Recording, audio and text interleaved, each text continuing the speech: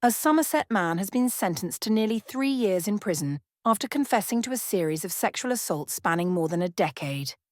Nigel Frith, 56, from Wolverhampton, admitted to 14 separate offences against 6 victims, 4 of them children, in a case that laid bare the lasting trauma inflicted by his predatory behaviour.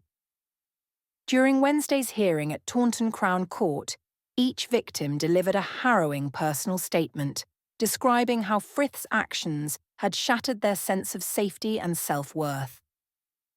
The court heard how Frith systematically targeted victims ranging in age from as young as 10 to adults in their 30s, subjecting them to unwanted touching, kissing, and sexual remarks.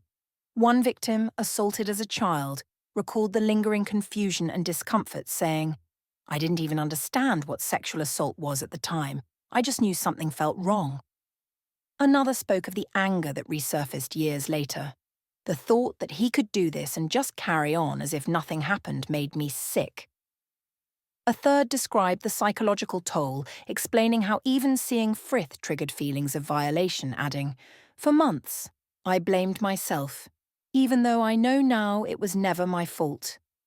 Detective Constable Martin Jackson, who led the investigation, praised the victim's courage in coming forward, emphasising the calculated nature of Frith's crimes.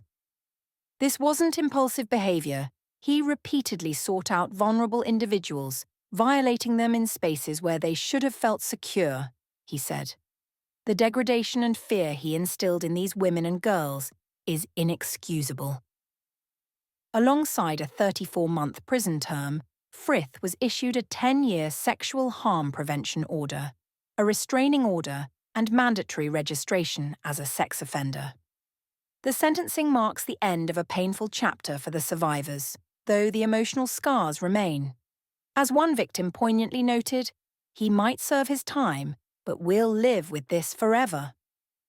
The case underscores the far-reaching consequences of sexual violence, not just in the moment of abuse, but in the years of reckoning that follow.